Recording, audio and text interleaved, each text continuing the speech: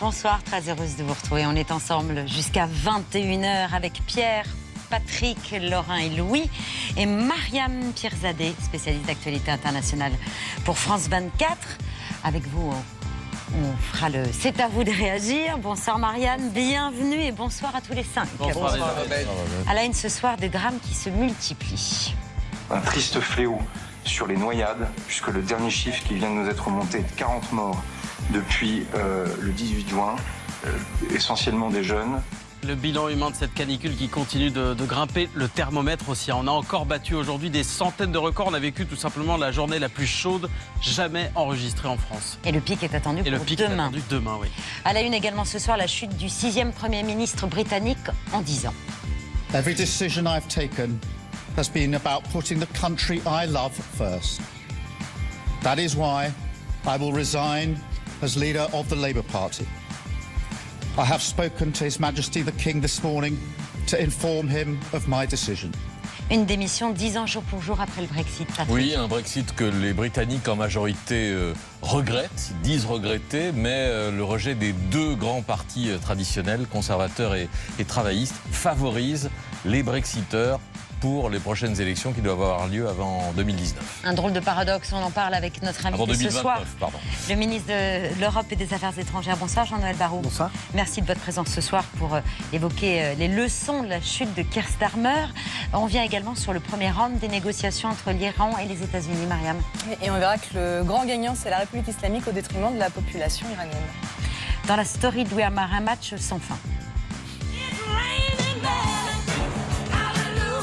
Le match est suspendu. Regardez le monde, c'est hallucinant.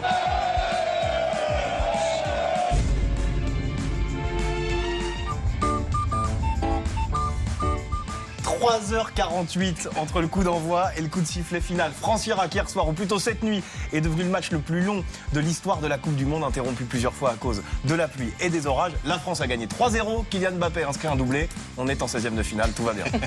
Mais on ne sait pas si on est premier ou second du groupe. Pas encore. Voilà. Ça se jouera contre la Norvège. On en parle avec la patronne des sports de Radio France, Nathalie Guénetta, qui consacre un podcast au combat de Charles Bietri pour le droit à mourir dans la dignité. Nos invités après 20 h, Jacques Weber, Sarah Biasini, Claudia Scritieri, la fille de Claudia Cardinal, et dans votre œil, Pierre. Un œil spécial, David McNeil, auteur, interprète, écrivain aussi, celui qui a écrit Mélissa pour Julien Clerc, fête ses 80 ans avec un nouvel album, Comme si de rien n'était, et un livre exquis sur sa passion pour les voitures rouges, comme les enfants. Voilà pour le programme. Tout de suite, l'édito de Patrick Cohen.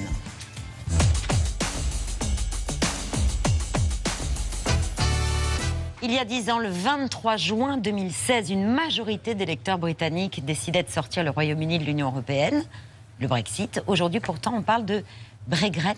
Oui, contraction des mots Brexit et regret, sentiment désormais dominant. Il y a 10 ans, 52% des électeurs votaient pour sortir leur pays de l'UE. Aujourd'hui, d'après un dernier sondage YouGov publié il y a 15 jours, 57% des Britanniques estiment que leur pays a eu tort de partir, contre seulement 30% qui considèrent qu'il a eu raison. C'est l'écart le plus important depuis le référendum. Le regret de vote n'a jamais été aussi fort. Et pourtant, ceux qui en sont à l'origine n'ont jamais semblé aussi proches d'accéder au pouvoir. Le parti Reform UK est en tête des sondages et Nigel Farage pourrait devenir un jour Premier ministre. Mais avant d'expliquer ce paradoxe, un détour par un autre néologisme, le Britain, le retour du Royaume-Uni dans l'Union européenne. Quelques politiques en parlent, dont le probable successeur de Starmer, l'ancien maire travailliste de Manchester, Andy Burnham, mais aussi ces citoyens qui ont manifesté à Londres le week-end dernier. I'm here today very close to the 10-year anniversary of the Brexit referendum, which we all know was based on lies, corruption, and a very, very, very poorly managed referendum. It has been dreadful for the country. Many of us knew at the time that it would be, and should never have come to pass. The only place for the UK to be is to get back to Europe. Alors, précisons que c'est une perspective un peu lointaine parce que un retour au bercail de la Grande-Bretagne serait techniquement très compliqué, qu'il obligerait les Britanniques à de nouveaux sacrifices et que les 27 ne sont pas tous emballés à l'idée de leur ouvrir les bras à nouveau. Certains estiment que l'UE se porte mieux, que c'est plus facile depuis que Londres est parti. Comment, dans ces conditions, expliquer les sondages en faveur de Farage? Il a une popularité réelle, mais pas consensuelle. Il demeure une figure très, très clivante, mais il profite, je le disais, de l'effondrement des deux grands partis traditionnels. Farage a fait campagne pour le Brexit, mais il n'a pas gouverné, il n'a pas de bilan à défendre, contrairement aux Tories, aux conservateurs punis pour leur bilan et aux travaillistes qui ont déçu au pouvoir. Il faut revenir ici à la promesse initiale du Brexit 2016. À l'aube, les partisans du Brexit découvrent les résultats définitifs. Le Royaume-Uni tourne le dos à l'Europe. Près de 52% des Britanniques l'ont décidé. C'est agréable de penser qu'on va être gouverné par notre propre pays et pas par quelqu'un d'autre. C'est bien de savoir que si on n'est pas content de notre gouvernement, on peut en élire un autre. Alors qu'à Bruxelles, on ne sait même pas qui est derrière le bureau. Un mot pour me souvenir des larmes des deux députés conservateurs j'étais à Londres à ce moment-là pour France Inter. On avait découvert les résultats 1 heure avant l'antenne, hein, c'était à 6 heures du matin. Et je me souviens de l'émotion qui étreignait des personnalités politiques qui ont pratiquement disparu, c'est-à-dire des conservateurs qui étaient favorables au maintien de la Grande-Bretagne dans l'Union européenne. Aujourd'hui, le Parti conservateur s'est profondément transformé. On l'a entendu reprendre le contrôle du pays et notamment des flux migratoires. Ça n'a pas marché. Si l'immigration européenne a plongé depuis, celle en provenance des pays hors UE, l'immigration extra-européenne a, elle, explosé. Si l'économie n'a pas décroché, si la City de Londres reste indétrônable en matière d'investissement étranger en Europe, le commerce entre le Royaume-Uni et l'Europe s'est affaissé et surtout le pays n'a pas du tout tiré profit de son affranchissement, contrairement aux promesses mirobolantes des partisans du Brexit. Voyez la façon dont Farage en parle aujourd'hui. 10 years ago today, the British people, despite being told by the trade unions, big business, the Conservative Party, Labour Party, Lib Dems, Uncle Tom Cobley and all, do not vote Brexit or the sky will fall in. And they decided, you know what, we'll make a political decision. We'll vote to get back control of our country. Le ciel ne s'est pas effondré, la catastrophe annoncée n'a pas eu lieu, mais si les Britanniques n'ont pas une vie meilleure, c'est que le Brexit leur a été volé. C'est ce que les conservateurs au pouvoir ont mal négocié leur sortie. Voilà ce que pensent Farage et ses partisans, comme cette fleuriste vue dans un reportage de France Info. Le gouvernement britannique n'a pas fait le Brexit. C'est faux de dire ça. Ils nous ont trahis. Prenez la pêche, par exemple. Ils ont abandonné nos eaux aux Européens alors qu'elles devraient appartenir à nos pêcheurs.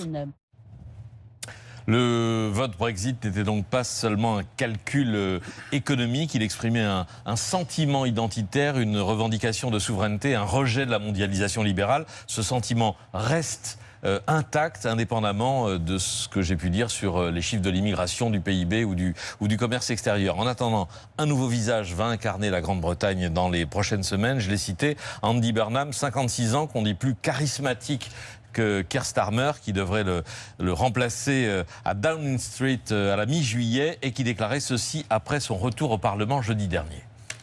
It is our last chance to change, but we're going to take it, aren't we? We are going to take that opportunity and we are going to lay out a new path for Britain. La dernière chance, dit Burnham, qui a été élu contre le candidat de Farage, assez largement, et qui, dans les sondages, est aujourd'hui la personnalité politique préférée des Britanniques, mais pour combien de temps? Vous lui donnez combien de temps à Andy Burnham? Je lui souhaite en tout cas de pouvoir effectivement accéder à la fonction à laquelle il aspire, puisqu'il y a quand même un certain nombre de procédures internes, il est bien parti.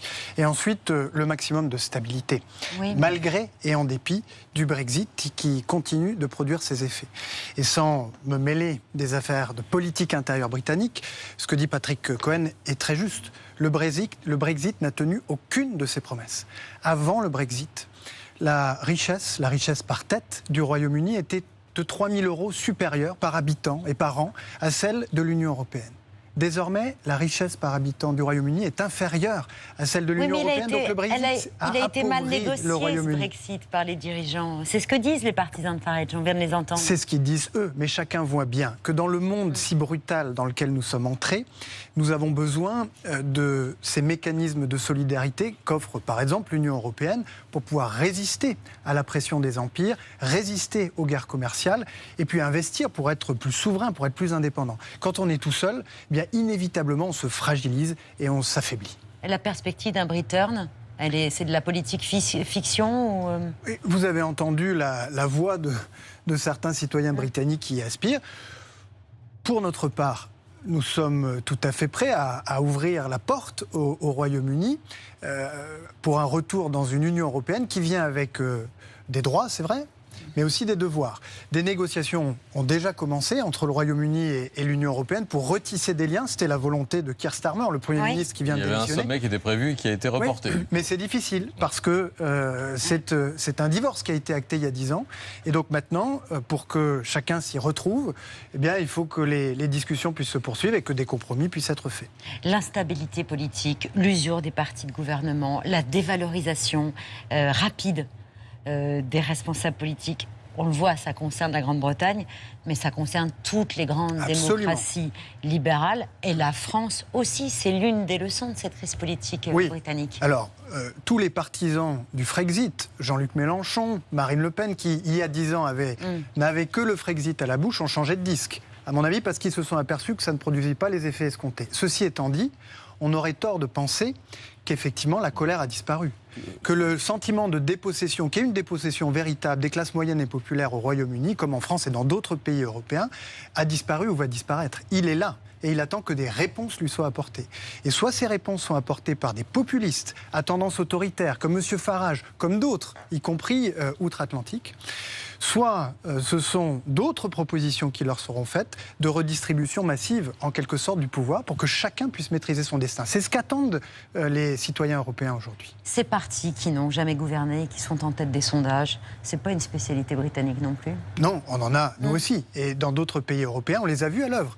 Ils ont parfois même exercé le pouvoir et ils ont fini par se faire chasser du pouvoir. On se souvient de ce qui s'est passé en Hongrie récemment. Parce qu'ils n'apportent aucune solution.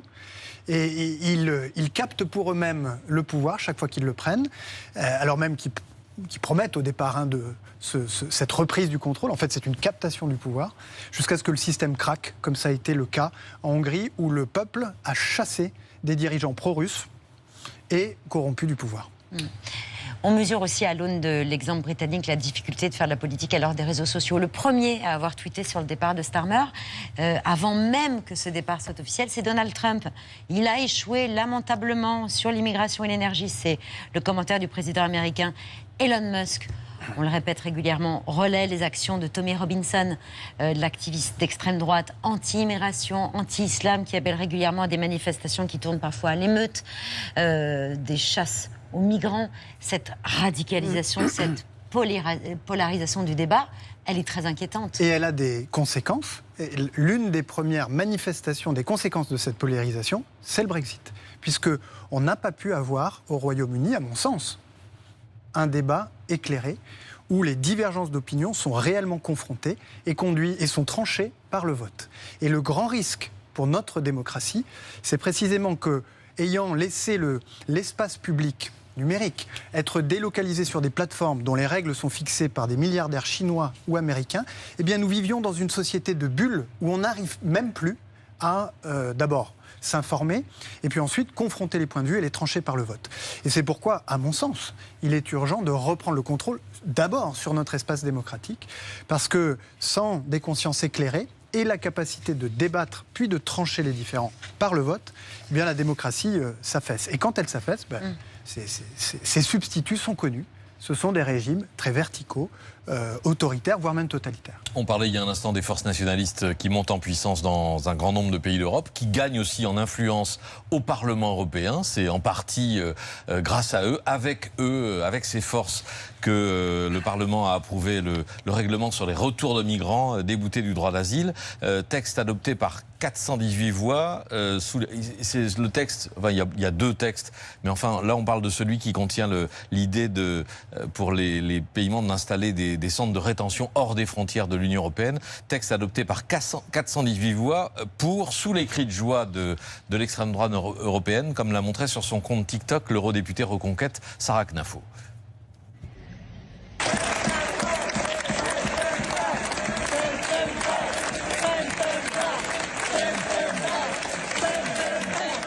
Alors, vote par ce qu'on appelle en France une union des droites, hein, par le Parti populaire européen et par plusieurs groupes d'extrême droite au Parlement européen, mais aussi par une partie de vos députés, enfin des députés de Renew. Comment vous appréciez cet événement politique? D'abord, ces images sont glaçantes, elles sont même effrayantes, et pour moi, elles sont profondément choquantes. De voir des cris de victoire sur un sujet comme celui-ci, alors que ces députés de droite et d'extrême droite principalement, jamais ne sont entendus lorsqu'il s'agit de défendre notre indépendance, notre liberté, notre souveraineté. Pourquoi ? Eh bien parce que l'extrême droite en France et en Europe a renoncé à tout espoir, considère que la France et l'Europe ont déjà perdu. Et comme ils ont perdu tout espoir, la seule politique qu'ils se donnent et qu'ils proposent, c'est de dresser les Français et les Européens les uns contre les autres et de désigner des boucs émissaires. Et c'est ce spectacle qu'on voit dans le Parlement européen qui devrait au contraire être un lieu où l'Europe est ambitieuse, où elle est audacieuse, où elle traite des problèmes, et j'y viens, y compris celui de l'immigration, mais où elle n'en fait pas l'alpha et l'oméga et la fixation principale. Ces textes qui viennent d'être adoptés, ce ne sont pas les populistes qui les ont mis à l'ordre du jour, c'est la France. Lorsque nous avons présidé le Conseil de l'Union européenne, c'était en 2022, pendant 6 mois, le président de la République a voulu que nous traitions mais de manière pragmatique de la question de l'immigration et notamment de la maîtrise de l'immigration irrégulière. Un pacte a été bâti qui comporte un grand nombre de lois et de règlements européens. Et ce règlement retour, qui était à la peine depuis des années, a été réactivé.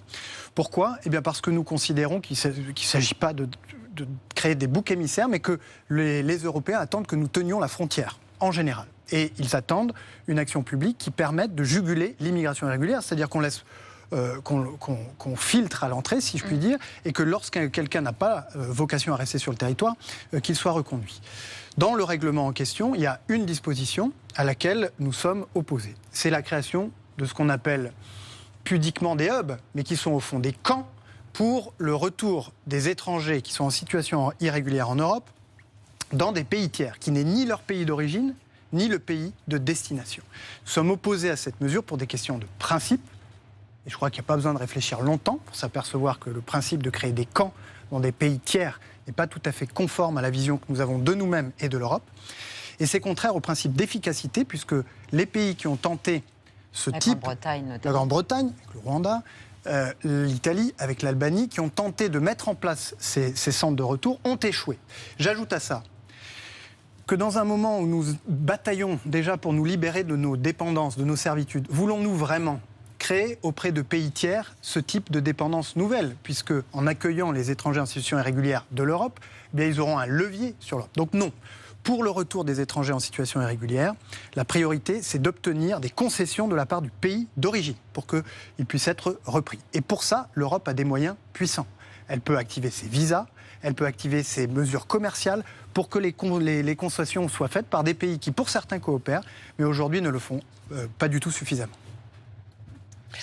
Ce soir, on en a déjà parlé ici, Marc Bloch, l'historien et résistant assassiné par la Gestapo, entre au Panthéon, une cérémonie voulue par Emmanuel Macron en hommage à l'auteur de L'étrange défaite, ce livre majeur sur la défaite de 1940. La famille de Marc Bloch a demandé que l'extrême droite soit exclue de la cérémonie, un vœu auquel le Rassemblement national a l'intention, il l'a dit, de se conformer. Sarah Knafo, elle, a prévu de s'y rendre, ce qui a provoqué ce matin la réaction de la petite fille de Marc Bloch, Suzette Bloch, sur France Inter. Elle essaye de faire du buzz, mais c'est un scandale. C'est un scandale. C'est un parti qui tente de réhabiliter Pétain. Bon, il faut comprendre, mes grands-parents, enfin mon grand-père a été assassiné. Ma grand-mère est morte de privation de maladie. Sarah Knafo, invitée de droit, car élue de la nation selon les règles du protocole, ne devrait pas aller au Panthéon ce soir ? Non, il faut respecter la volonté des familles. Et il me semble que c'est le b.a.-ba de la dignité. Un mot pour revenir sur ce dont on parlait, sur la situation politique au Parlement européen. Est-ce que ça préfigure, est-ce que ça annonce quelque chose de l'élection présidentielle que vous souhaitez ou que vous le redoutiez S'agissant de ce que Mme Knafo a appelé l'alliance des droites, oui. C'est-à-dire l'alliance de la droite traditionnelle, conservatrice et de l'extrême droite. Je ne le souhaite pas. Je crois qu'il y a dans le pays des familles politiques comme la droite et la gauche qui ont vocation à animer le débat démocratique, à exercer des responsabilités et qui n'ont rien à faire avec l'extrême droite et l'extrême gauche. Cependant, c'est à elles, c'est à ces forces politiques-là de clarifier ce que sont leurs orientations. Et on sent un trouble, on sent une ambiguïté. En tout cas, pour ce qui nous concerne, nous, le centre, il n'y a aucune compromission possible, ni avec l'extrême droite, ni avec l'extrême gauche, ni au premier tour, ni au second, parce que même si ce sont deux poisons différents, ce sont des poisons mortels pour notre pays. On continue à évoquer l'actualité avec le C'est à vous de réagir de Mariam Pierzadeh.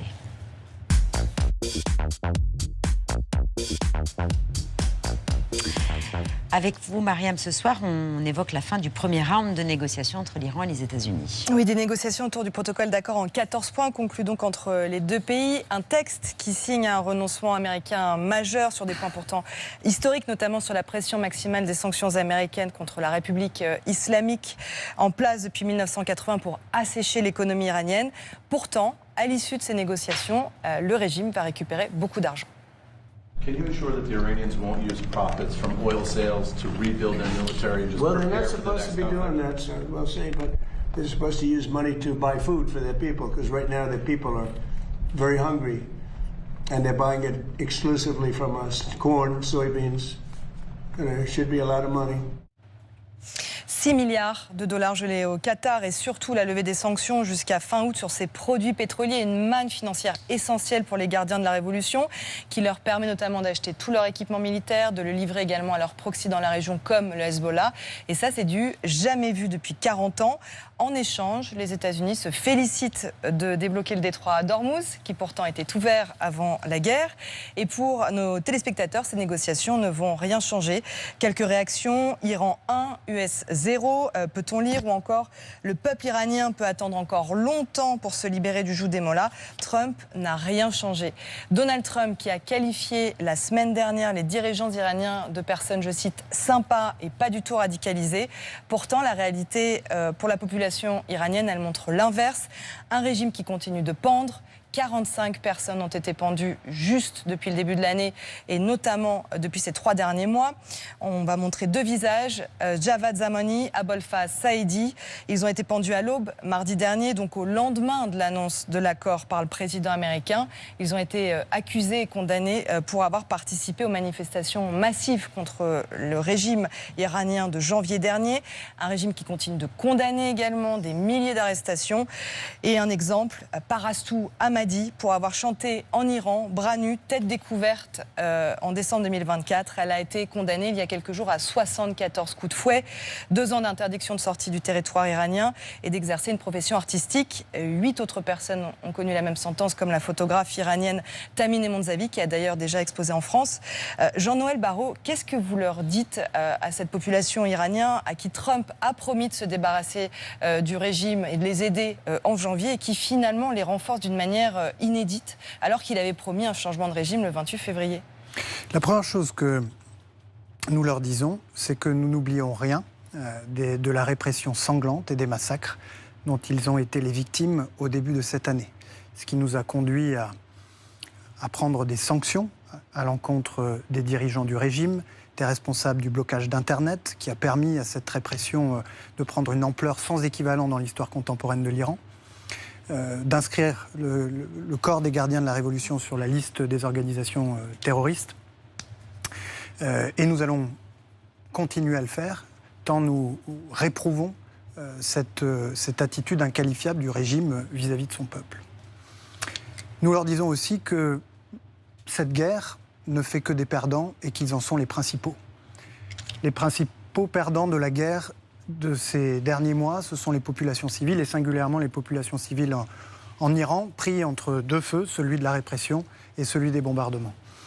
Et nous l'avons dit, et nous n'avons pas toujours été nombreux à le dire, il n'y aura pas de paix et de stabilité dans cette région sans que ce régime ne puisse se résoudre à des concessions radicales, un changement radical de posture, qui permettent la coexistence pacifique de l'Iran avec son environnement régional, qui est l'un des sujets des discussions en cours, et qui permettent aux Iraniens de construire librement leur avenir.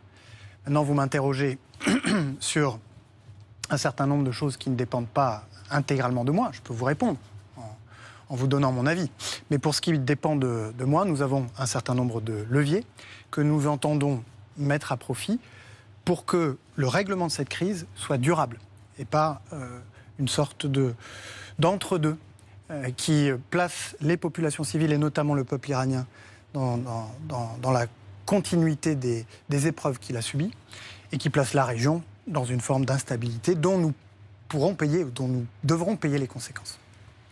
Merci beaucoup. C'est une voix qui a révolutionné le sport à la télévision, là où à la tête du service des sports de la grande époque de Canal+, il a raconté le football, la boxe, les Jeux Olympiques, inventé une autre manière de filmer les champions, leurs émotions, celle des victoires et des défaites. Aujourd'hui, à 82 ans, cette voix s'est presque tue. La maladie de Charcot l'a privé de la parole, mais pas de ses mots, toujours aussi puissants. Et moins bien qu'hier et mieux que demain. Mais je sais surtout que ce sera pire. Et je ne veux pas me laisser emporter par une vague noire faite de la crainte de la mort et de pleurs sur mon passé. Je n'ai pas peur de la mort. J'ai peur de mal mourir. Aujourd'hui, je me déplace sur quelques mètres à l'aide de béquilles. Je vis dans un fauteuil ou accroché à un déambulateur. Je suis sans cesse fatigué et j'ai perdu l'usage de la parole. Et pourtant, j'arrive encore à être heureux. Bonsoir Nathalie Guénetta. Bonsoir. Directrice des sports de Radio France. On parle ce soir du podcast en 4 épisodes disponibles sur l'application de Radio France, qui est le résultat d'une conversation enregistrée au début du mois de mai avec Charles Bietri et son épouse Monique à Carnac, là où ils habitent face à la mer. Parler avec Charles Bietri, vous le faites depuis toujours, vous n'avez jamais cessé de le faire, et aujourd'hui encore, vous le faites, malgré la progression inexorable de la maladie. Plus encore. Plus encore parce qu'on sait qu'il ne reste pas beaucoup de temps et qu'il faut profiter de la puissance de ces gens. Et après, c'est aussi une histoire personnelle. Charles a changé ma vie, en partie grâce à ce monsieur, Pierre Lescure. Et je lui devais ça aussi, de lui redonner la parole, lui qui est... dont le verbe était si merveilleux. Mais il n'a rien perdu de l'amour des mots, on l'entend. Il n'a rien perdu de son intelligence, même s'il en souffre, il vous le dit, de ne pas penser assez vite. En fait, il pense vite, mais la pensée va justement beaucoup plus vite que son expression. Ce qui lui fait dire qu'il se sent parfois hors jeu. D'ailleurs, c'est souvent avec des métaphores sportives qu'il raconte la maladie. Il parle de combat, d'objectifs à atteindre, de temps additionnel. Et c'est ce vocabulaire, de conquête qui frappe. Parce que c'est lui, en fait. Charles a toujours repoussé les limites, il a toujours innové. Vous avez rappelé dans votre introduction tout ce qu'il avait inventé. Depuis lui, on n'a rien inventé. À la télé sur le sport, c'est quand même un sujet. C'était en 1984, tout ça. Donc, c'est aussi parce que, y compris dans ces moments-là, il faut avancer, il faut donner du sens d'une certaine manière à cette maladie. Et puis il parle aussi, pas seulement pour lui, il parle pour les autres, Charles. Mais il lâche rien comme il n'a jamais rien lâché, Pierre. C'est ça qui frappe dans votre podcast et votre conversation avec Charles et Monique. C'est cette obsession de toujours maîtriser sa vie et ses décisions. Oui, ça a été très clair. D'ailleurs, il le raconte entre l'annonce de la maladie et sa décision de choisir de partir dans la dignité. Il ne s'est pas passé beaucoup de temps dans sa réflexion. C'était presque une évidence. Je ne veux pas faire subir ça à mes proches et je ne veux pas, moi, m'infliger aussi une mort indigne qui susciterait de la pitié. Charles... Ne jamais subir. Mais non, Charles, on l'a admiré. Donc on l'admirera jusqu'au bout. Il vous épate, Charles Bietri, mais son épouse Monique aussi. Je le connais par cœur, mais là encore... Il t'épate ? Là encore, il m'épate. Mais oui. Elle est épatante, Charles. Elle aussi. Ouais, avec les 2 pouces. T'en as pas un, t'en as 2 levés. Ah oui, mais on a toujours fonctionné comme ça. Ça fait 45 ans qu'on fonctionne comme ça. Ouais. 46, 47. 47. Attends, 47. Il a les comptes. Il compte, c'est 47 ans. C'est beaucoup. Noces de Cachemire, mon chéri, dans un mois. Monique, qui a prononcé une phrase qui est devenue mythique dans la famille Bietri, c'est...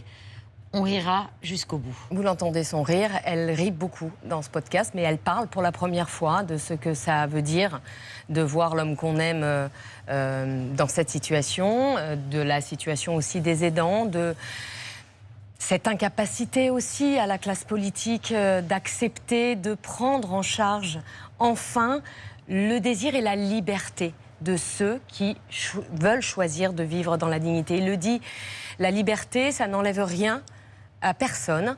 Les médecins pourront aider ou pas s'ils le souhaitent. Tout ça se fait dans un profond respect. Mais c'est bien d'avoir le choix. Et Monique Bietri, elle est... Bon, d'abord, elle est magnifique. Elle est d'une allure, d'une élégance, d'une classe. Après, vivre aux côtés de Charles Bietri, fallait avoir déjà bien du tempérament. Donc forcément là, nous on l'appelait le menhir. Charles, elle est le menhir à côté du menhir, Monique. Parce que sans elle, sans les enfants, sans les petits-enfants, c'est toute une famille qui combat quand il vous arrive quelque chose comme ça aussi. Hein. Et la lenteur du processus politique, justement, les retards pris dans les débats autour de la loi sur la fin de vie, ça le met en colère, Charles Bietri. Je crois avoir bien résumé ce débat sur la fin de vie le jour où j'ai écrit « C'est simple. Le patient pourrait choisir sa mort, le médecin pourrait choisir de l'aider ou non. Ça s'appelle la liberté. Ne perdez pas trop de temps au Parlement. Les malades n'en ont pas beaucoup. Je respecte les convictions intimes de chacun, profondément. Mais je ne pardonne pas à cette majorité de sénateurs qui multiplient les manœuvres pour retarder l'adoption de la loi. Il ne pardonne pas, Charles Bietri. Non, c'est pire que ça, il leur en veut parce que les arguments employés, encore une fois, c'est un débat. Chacun a bien le droit de poser les arguments qu'il souhaite, mais il y a des mots qui blessent dans ces moments-là. Quand il parle de liquider, d'euthanasier, plutôt que de parler de mort dans la dignité, quand il dit que certains soupçonneraient des familles de vouloir capter des héritages, c'est insupportable d'entendre des mots aussi outranciers. C'est d'ailleurs le terme qu'il emploie aussi. Vraiment, c'est cette outrance, plus que le désaccord, parce qu'encore une fois, ça fait partie du débat. C'est les termes employés, et il en veut beaucoup aux sénateurs. C'est une affaire de semaine, hein, maintenant. Oui. Vote à l'Assemblée, nouveau vote à l'Assemblée cette semaine, et ensuite navette et vote définitif mi-juillet. Hein. Oui, c'est l'objectif et l'ambition du gouvernement et du président de la République, que Charles a interpellé dans une émission aussi, et qui a promis que cette loi serait votée avant l'été. Oui. Parce que ce que Charles Bietri ne veut pas, c'est aller en Suisse, par exemple, parce que le voyage aller, il l'a intégré. C'est le voyage retour qui est... C'est-à-dire pas le sien, celui de ses proches. Il dit on va partir à 4, ils vont revenir à 3 avec une urne.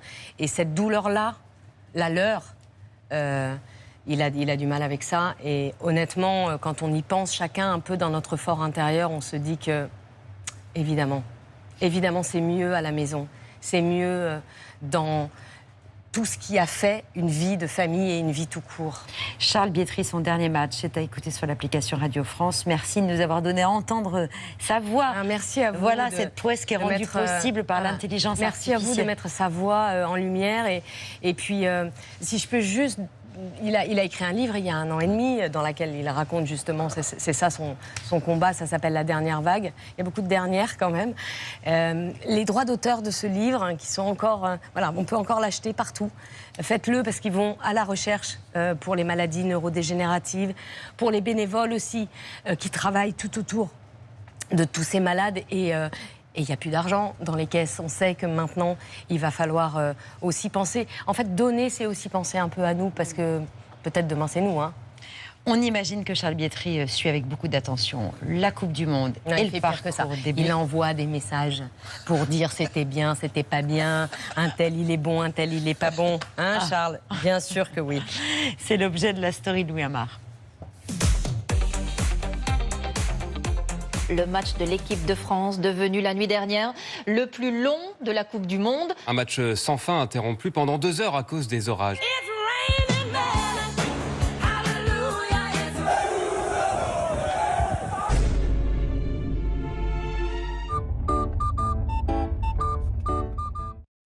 C'est l'histoire d'une nuit d'orage, éclairs, déluge et stade évacué hier soir à Philadelphie où l'équipe de France affrontait l'Irak. Kylian Mbappé a inscrit un doublé, les Bleus ont gagné 3-0, ils sont qualifiés pour les 16e de finale de la Coupe du Monde. Mais ce qu'on retiendra surtout, ce sont les plus de 2 heures d'interruption à cause de la météo. Les supporters trempés ont dû se réfugier dans les coursives, agglutinés à la buvette, puis assis par terre pour lancer un paquito jusqu'au retour du soleil. Le match est suspendu. Regardez le monde, c'est hallucinant. Nous, on était trempés, on a tous nos petits kawaii. Et du coup, là, on attend la fin pour rentrer. Trempé, et regardez, je suis à pieds nus, j'ai enlevé mes chaussettes. J'arrive pas à vivre avec des pieds mouillés. Je ne suis pas une grenouille. On vient de voir un éclair, effectivement. Gros éclair et grosse lumière. Bah là, on entend le tonnerre. Donc, à mon avis, on est parti pour un petit moment. Il y a le soleil, il est revenu. Oh, le soleil, le soleil, le soleil, le soleil, le soleil. Si ça a duré si longtemps, c'est à cause du protocole. Au moindre éclair, à 13 km à la ronde, 30 minutes de pause et on fait sortir tout le monde. C'est une mesure de précaution imposée par les autorités américaines après plusieurs accidents dans des enceintes sportives à ciel ouvert. Résultat, la mi-temps aura duré 2h12, interminable pour les joueurs et Didier Deschamps. C'était long, on a joué aux cartes. Non, mais on attendait puisqu'on avait des créneaux et puis sans arrêt ils étaient repoussés. C'est la première fois que ça m'arrive, j'espère que c'est la dernière pour les joueurs aussi. Il n'y avait pas vraiment d'heures qui nous étaient données. Puis après on a vu que ça s'éternisait un peu, donc on a eu le temps de discuter, de plaisanter, de se relâcher un petit peu. Et puis après quand on a su que le match allait reprendre, on a pu se reconcentrer. Puis après les éclairs, il a fallu se fader la pluie. La pluie qui a aussi duré des heures. Regardez comment notre confrère d'RMC s'est protégé avant la reprise du match. Commentateur sous une bâche. La pelouse, elle, était gorgée d'eau, à la limite du praticable, à moins, pourquoi pas, d'attaquer sur une barque, comme ça a été imaginé cette nuit sur les réseaux. Kylian Mbappé s'est même un peu agacé de l'attitude des jardiniers qui ne balayaient qu'un côté du terrain. Il a le souci du détail, notre capitaine. Pas de l'agacement, mais c'était un peu parce que comme notre partie où on attaquait, elle était regorgée d'eau. Ils ont passé 20 minutes à nettoyer la partie où on défend, mais ils n'ont pas passé du temps à nettoyer la partie où on attaque. Donc ça, c'est un désavantage. Je voulais qu'ils passent le même temps pour nettoyer les deux parties du terrain. Ou quitte à choisir, nettoyer celle où on attaque, quoi. Et que ça ralentit de l'autre côté, donc c'est plus ça. Mais après, ils y étaient pour rien, eux, parce qu'on leur a dit d'aller là-bas et l'autre groupe n'était pas prêt, donc c'est pas grave. Ça a été long pour les joueurs et les supporters à Philadelphie. Mais alors imaginez pour nous, en France, en pleine nuit, le match a repris vers 2h du matin. Il s'est achevé un peu avant 3h. Certains ne se sont pas découragés et sont restés au bar jusqu'au bout, mais en silence.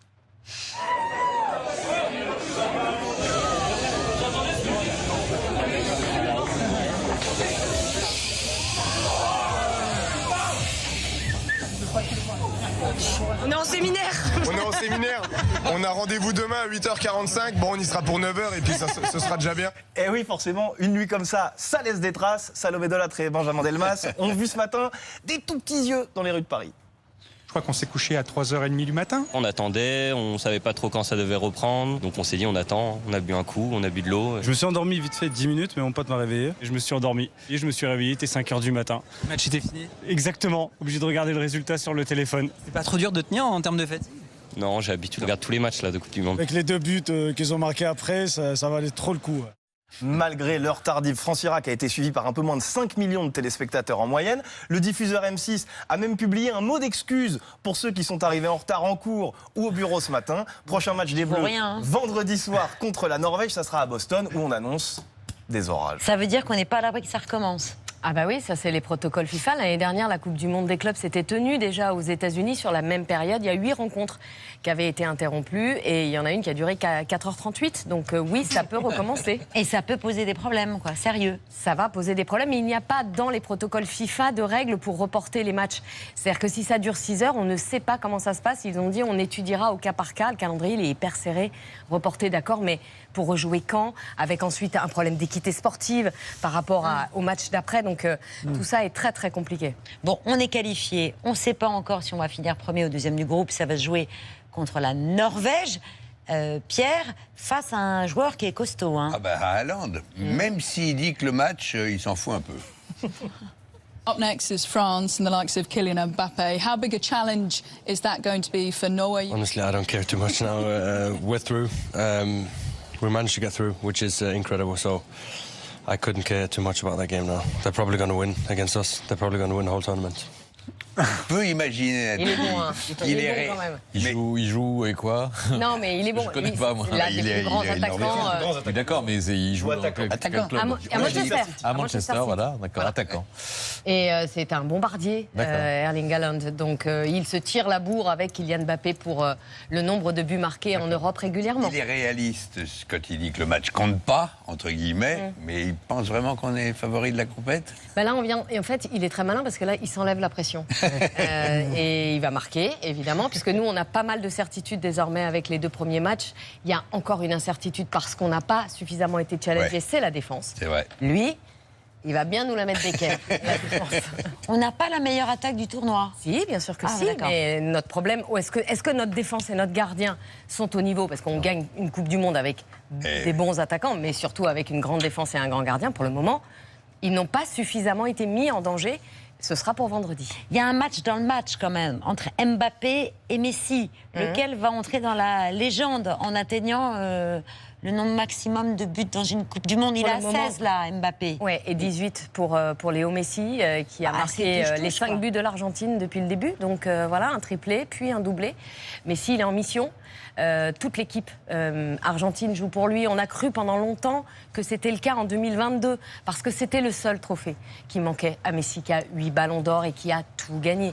Ben, en fait, ils sont encore plus forts cette année, parce que vraiment, ils se sont mis au service du bijou argentin, qui a bien envie de faire le back-to-back. Maintenant, tout le monde connaît cette expression en France grâce au PSG. Ben, voilà, lui aussi, il a envie de le faire. Exactement. Oui. Un absent très présent dans cette Coupe du Monde, Christophe Glaise, qui a, depuis sa prison, par l'intermédiaire de Vincent Deluc, a pu poser une question à Didier Deschamps. Et est-ce que, Jean-Noël Barrot, est-ce qu'il faut en parler le moins possible? La discrétion diplomatique, est-ce que c'est encore efficace pour le cas de Glaise? Et est-ce que cette Coupe du Monde peut servir de caisse de résonance et accélérer sa libération? Je le souhaite, et je salue la mobilisation du monde du sport, notamment dans ce contexte de Coupe du Monde, pour rappeler à quel point Christophe Glaise est apprécié à la fois des joueurs, mais aussi des supporters. Et je salue au passage la dignité, le courage de sa famille, qui elle aussi a adressé des messages d'une grande hauteur de vue aux autorités algériennes. En parallèle, nous continuons de nous mobiliser. On a pu lui rendre visite le mois dernier. On espère pouvoir lui rendre visite très prochainement. Il fait preuve d'un immense courage dans cette épreuve très difficile. On souhaite qu'il puisse être de retour parmi nous le plus tôt possible et peut-être avant la fin de On l'espère, il a une accréditation. Oui. La FIFA a donné Tout est prêt. Cette symbolique-là. On sait que la FIFA travaille aussi. La diplomatie sportive, elle est parfois puissante. Bien sûr. Et on sait que le numéro 3 de la FIFA, notamment, était au procès en appel de Christophe. Pour essayer, à travers le président de la fédération algérienne, de convaincre aussi le gouvernement algérien de la bonne foi de ce garçon qui est juste allé faire son boulot, un reportage dans l'un des clubs les plus mythiques de Kabylie. Donc oui, on espère tous que le 19 juillet, on verra la finale ensemble et peut-être que ce sera un France-Argentine, allez savoir. Merci Nathalie Guinetta. Vous restez avec nous, le 5 sur 5 de Laura Sénéchal.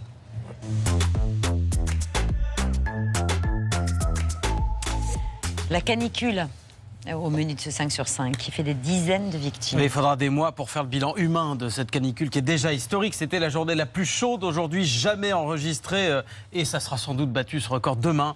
58 départements vigilance rouge. Vous voyez, même le Nord et le Pas-de-Calais sont maintenant en rouge. Il y a des centaines de records, de températures records qui ont encore été battus aujourd'hui. Des records qui dataient souvent de la veille et déjà donc des dizaines de morts victimes de noyades selon un premier bilan du Premier ministre Sébastien Lecornu.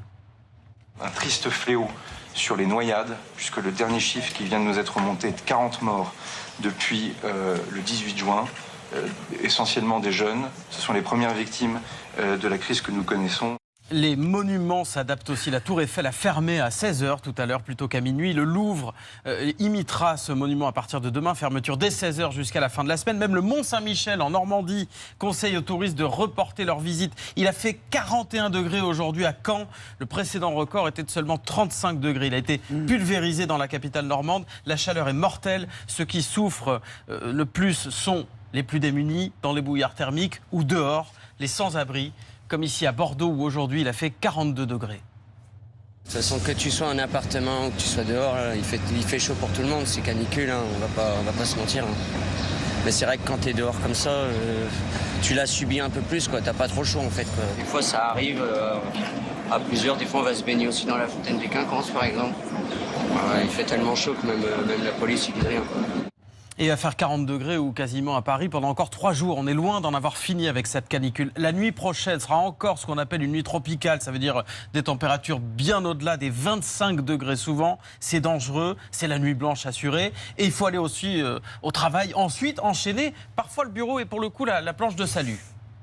Vu que j'ai pas la clim chez moi, je me suis dit, moi, clairement, je prends même pas du tout télétravail cette semaine parce que justement, il y a la clim au travail, donc j'en profite.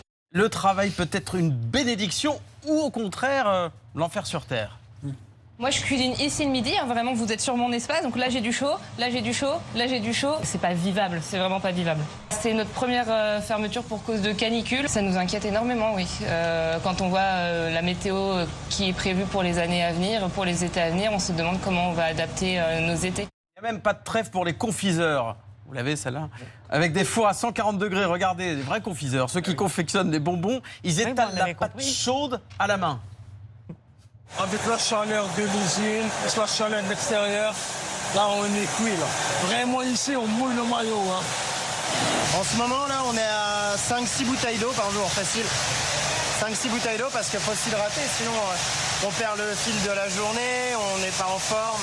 Eux aussi sont au travail, eux aussi souffrent, les agriculteurs, parce que c'est le moment de la moisson en ce moment du blé et ils ne peuvent pas retarder ce moment évidemment. Même une simple étincelle peut embraser tout un champ. Ici, vous voyez, 100 hectares ont brûlé dans la Vienne, un département qui est peu habitué à une telle chaleur et une telle sécheresse.